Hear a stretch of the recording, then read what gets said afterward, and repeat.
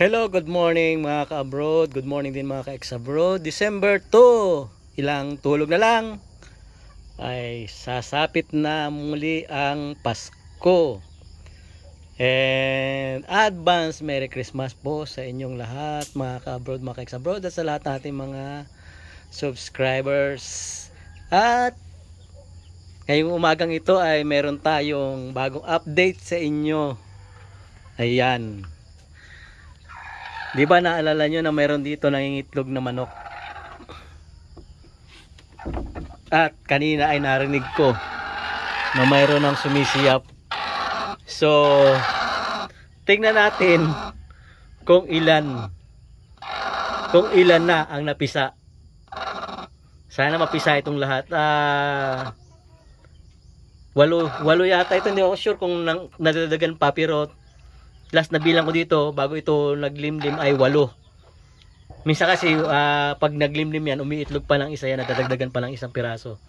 So tingnan natin kung ilan ang sisiw. Aray, ito na agad. So ayan. Op, may kapipisa pa lang ngayon, oh. Basa-basa pa yung kanyang balahibo. Yan, oh. 2, 4, 5 ang natira.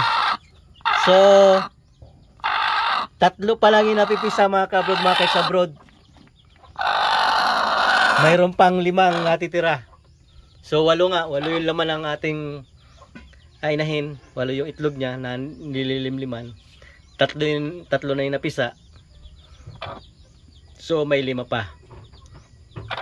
Siguro naman ito, kahit na nagdaan yung mga raming bagyo, hindi ito masyadong maapektuhan ng pagkabugok kasi nandito to sa loob ng kwarto. Hindi katulad nung isa, yung isang inahin, hindi na nga natin natuntun kasi pagtingin natin, nagtalo na yung mga sisiw kasama yung inahin, na sa 13 itlog, 5 lang yung napisa. Kasi nga nasa labas yun. At siguro nung mga nagdaang bagyo, nung nagdaang mga ulanan ay medyo nabasa yung itlog. Kasi susceptible yung lugar ng kubo dun sa lakas ng hangin at saka ng ampiyas ng ulan. So ganun lang talaga, nagdaraan talaga yan. Pag naman tag-araw, napakaganda ng mga pagpapasisiw. Pero pag tagulan talaga, mahirap magpasisiw at mahirap magpalaki ng sisiw.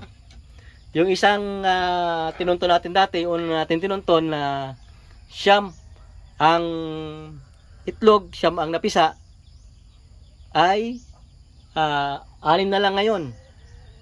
Kasi nga sa mga kung ano-ano kadahilanan ay nabawasan yung ating mga sisiw. At mayroon pang isang matinding sipon. Siguro maghapon na lang, bukas 5 na lang siguro yon.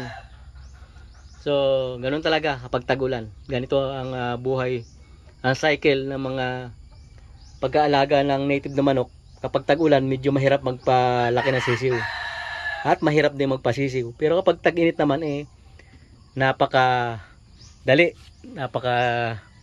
bilis natin magpasisiw. So yan lang muna mga ka-abroad, mga ka-ex-abroad, ang ating update sa araw na ito. At si Alexa ay talagang parang puyat na puyat pa.